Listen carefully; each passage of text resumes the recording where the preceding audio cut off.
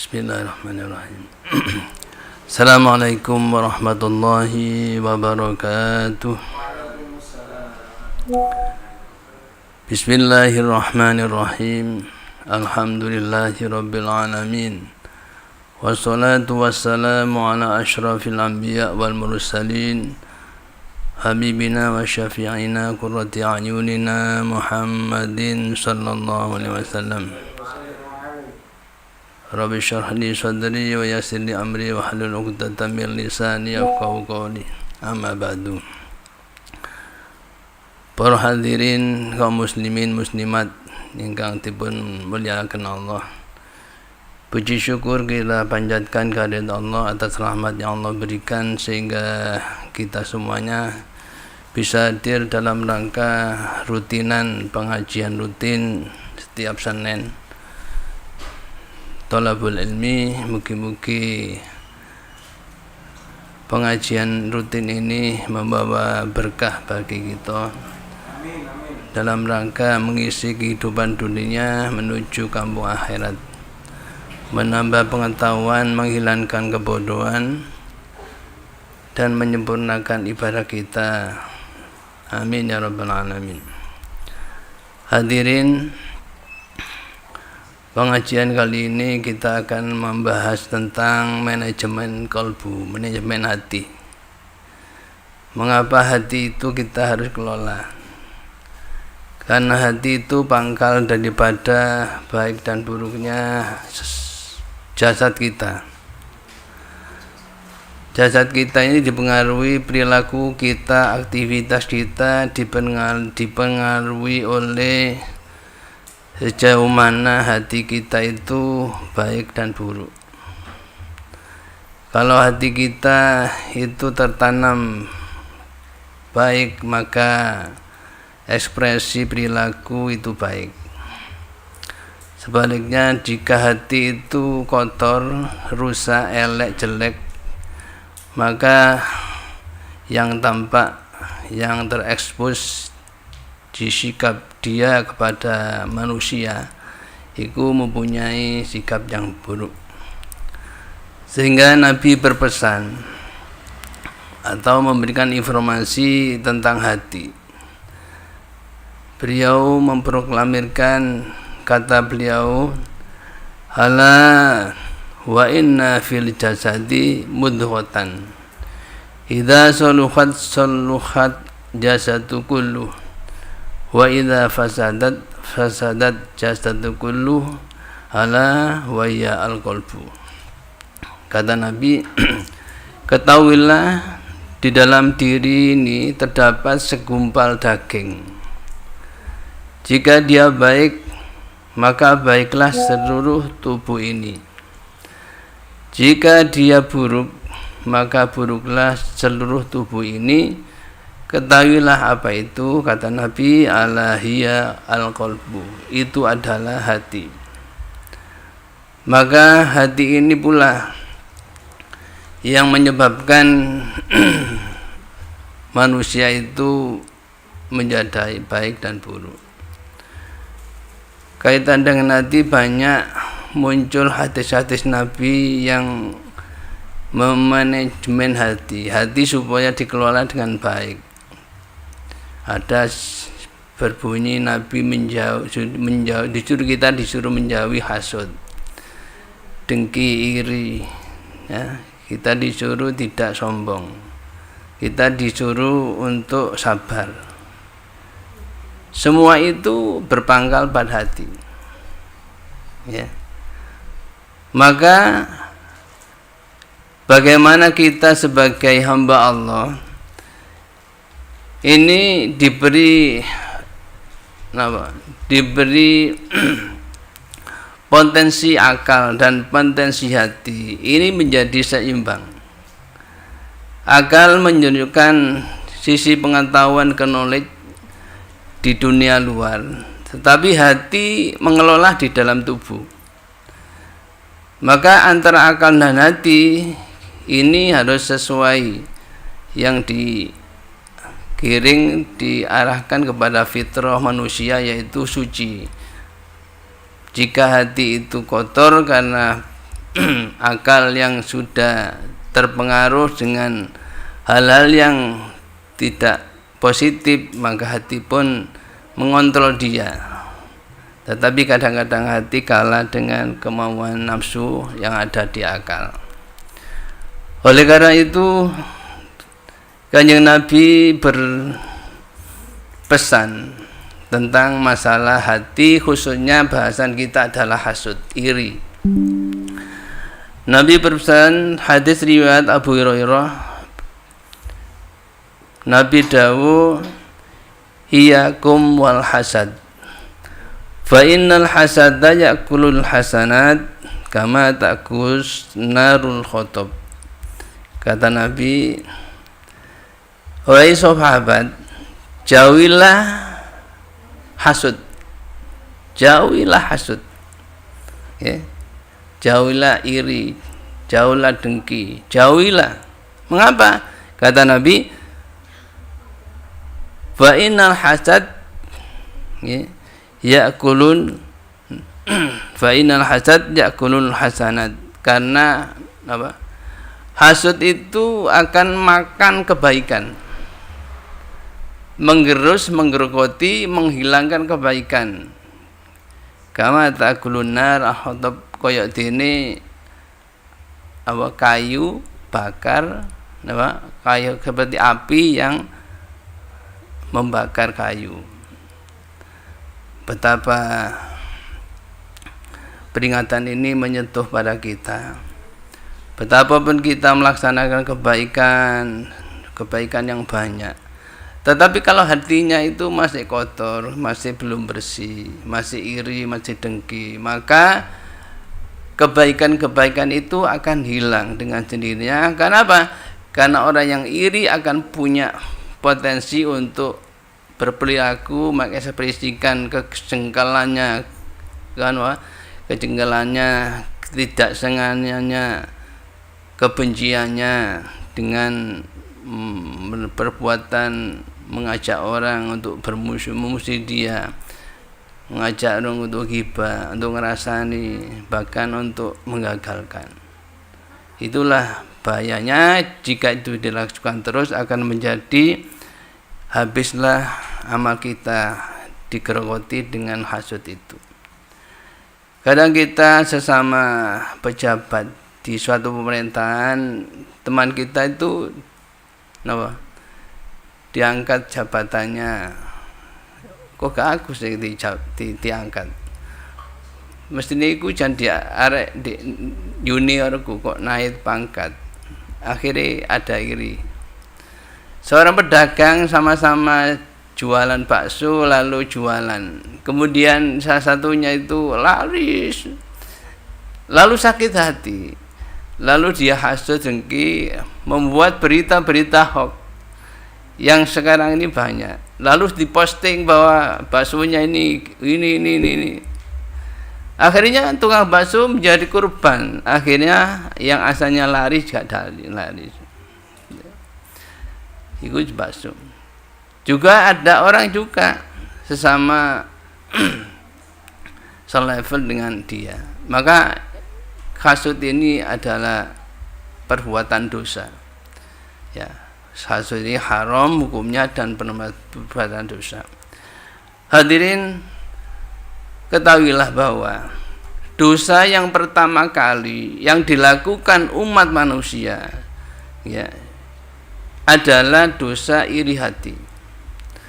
Sebelum ada miliaran manusia yang abad sekarang 21 masuk ini, jumlahnya miliaran manusia, ya, sebelum ada ini, pertama kali yang dosa yang dilakukan pertama adalah iri hati. Oleh siapa? Oleh iblis. Ketika Allah menciptakan Adam sebagai manusia, ya, lalu Allah memerintahkan iblis untuk sujud kepada Adam, tapi Adam menolak. Karena apa? Karena dia iri dengan Adam, dengki dengan Adam, hasud dengan Adam. Adam diciptakan dari tanah, sedangkan aku, kata iblis, diciptakan dari api. Khalaqtani min nar wa khalaqtahu min tin. Saya kok dikalano ambek Adam. Aku diciptakan tekon apa kok geni tekon api, sedangkan dia itu lemak. Kuat mana lemah habis gitu. Jadi kesombongan itu, dengki itu muncul, dan itulah pertama kali dosa yang dilakukan umat di dunia pertama kali adalah dosa hasud, dan itu letaknya di hati. Karena kedengkian hasudnya iblis dengan Adam sampai berani menolak perintah Allah, pada Allah zat yang agung, yang mulia, yang tinggi, yang menciptakan dia, sehingga dikalahkan dengan nafsunya karena kesombongannya. Maka dari itu kalau kita tidak bisa untuk mengendalikan hati ini, ketahuilah kalian, kita adalah bagian dari iblis. Ibu-ibu, bapak-bapak, tentu kita nggak puas kepada kehidupan ini, ya. Mengapa tidak selalu berhasil, sedangkan teman kita itu selalu berhasil? Keberhasilan, kenikmatan yang diberikan itu, mengapa diberikan dia, kok nggak saya? Lalu melakukan perilaku-perilaku yang buruk sehingga merugikan dia. Satu, merugikan dia karena amal-amal kebaikannya terbakar oleh perilakunya. Kedua, kalau perilaku itu terjadi betul-betul berpengaruh, juga merugikan korban, merugikan orang yang dihasut sehingga ada kerugian. Dan inilah yang paling membahayakan bagi kita semuanya. Hadirin kaum muslimin yang berbahagia, lalu bagaimana hukumnya orang yang hasud, iri, dengki? Al-Islam menjelaskan bahwa hukumnya adalah haram, ya. Bahkan kita disuruh Nabi, disuruh oleh Allah untuk berlindung kepada orang yang dengki, ya. Allah menyuruh berlindung. Sekarang sampean niku sering enggak ketika ndonga nang Allah utawa selesai salat apa pernah ndonga sing njaluk perlindungan nang dengki mboten? Nanti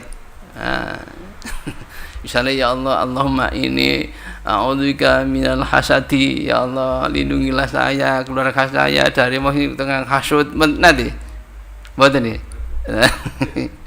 Kemarin ngaji ki kudu ndonga. Kenapa Pak Ofur? Karena memang Allah menyuruh kita di dalam surat Nabi Al-Falaq. Coba, ya Pak. Qul a'udzu birabbil falaq min syarri ma khalaq wa min syarri ghasikin idza waqab wa min syarrin nafatsati fil 'uqad wa min syarri hasidin idza hasad. Berlindung pada pendengki yang tatkala mendengki. Jadi bahaya betul orang yang mendengki itu, bahkan bisa membunuh korbannya karena keinginannya supaya itu tercapai, ya. Ada suatu kisah ini terjadi pada zaman dulu. Ada sebuah raja yang mempunyai penasehat, dan penasehat itu orang soleh. Kalau soleh berarti nggak usah diterangkan, ya, orang soleh. Lah penasihat ini selalu menasihati raja, dan itu raja senang. Dan nasihat-nasihatnya selalu jitu, selalu baik kepada raja dan kepada pemerintahan raja.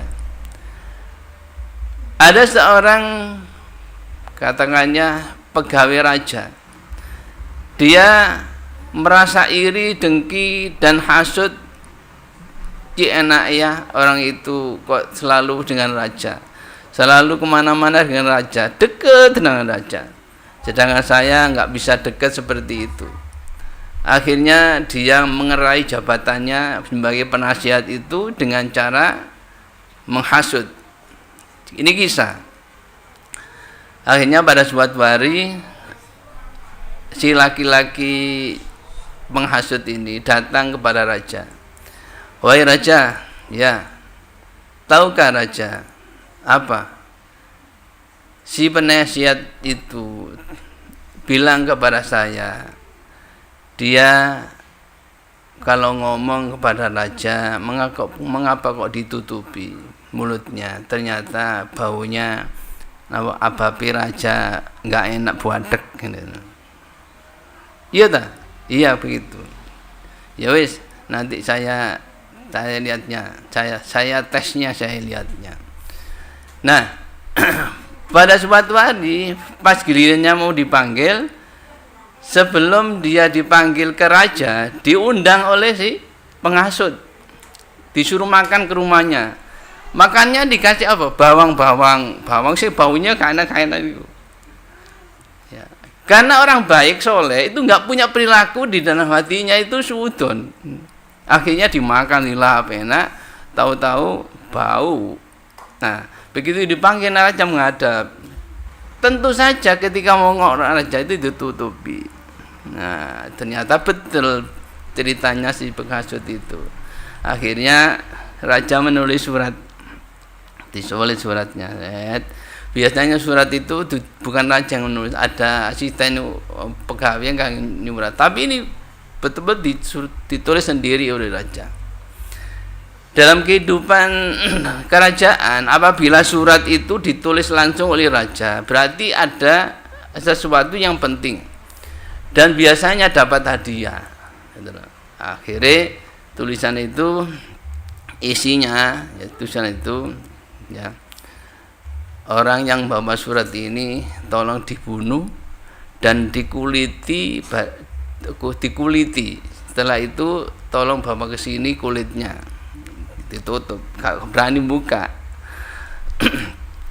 Dan diberikan orang soleh tadi. Ini bawa sana, di bawah mbak algojo ya, bobok disap gak ada, pokoknya di bawah di sana. Di tengah jalan ketemu orang sing yang penghasut tadi. Hei Pak, kemana? Ini ada surat dari raja. Ini ditulis raja sendiri ini. Nah, dia penasaran. Kalau gitu tak bapaknya, karena dia yakin ya tulisan tangan itu mesti hadiah gitu loh. Karena dia gitu. Akhirnya dikasih. Orang baik soleh dikasihkan sana, orang sana dikasihkan. Barang dibawa dikasihkan, dibaca oleh yang menerima surat. Akhirnya ini tulisan saya disuruh untuk membunuh kamu, nguliti kamu. Terus ngomong, bukan, ini tadi kebaikan, nggak peduli, pokoknya ada di tangan saya, berarti kamu. Akhirnya apa? Akhirnya dibunuh, dikuliti, diantar sama raja.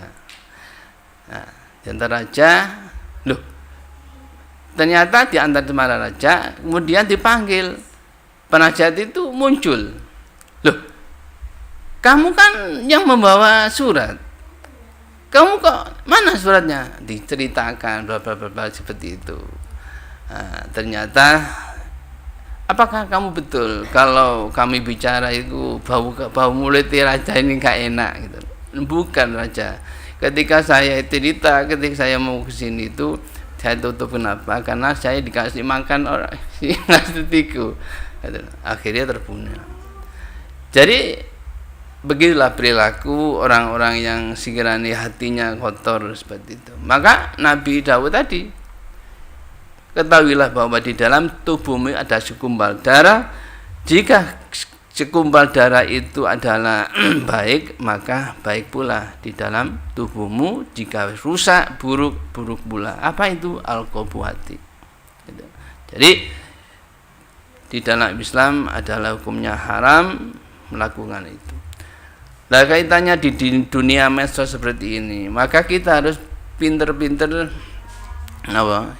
untuk menyaring berita yang betul-betul berita yang tidak hoax, positif. Dan kita memposting sesuatu yang sekiranya menyinggung orang, sekiranya yang menghasut orang, dan itu menjadi dosa selamanya. Mengapa Pak Ofur kok selamanya? Iya, karena kita sampai mati itu semuanya nggak bisa dihapus itu, sampai dibaca bertahun-tahun, mungkin sampai entek kekuatan konten itu rusak ya apa nggak ngerti. Itu terus ketika baca orang-orang terpengaruh berarti dosa. Dan ini yang sangat mengerikan. Okay? Maka iblis itu berani Allah kepada Allah gara-gara ia menghasut, kemudian nggak senang dengan Nabi Adam masuk surga, dia menggoda sampai keluarga dari surga juga dihasut, dan itu terus sampai akhir zaman. Makanya Allah menyuruh agar kita itu berlindung min syarril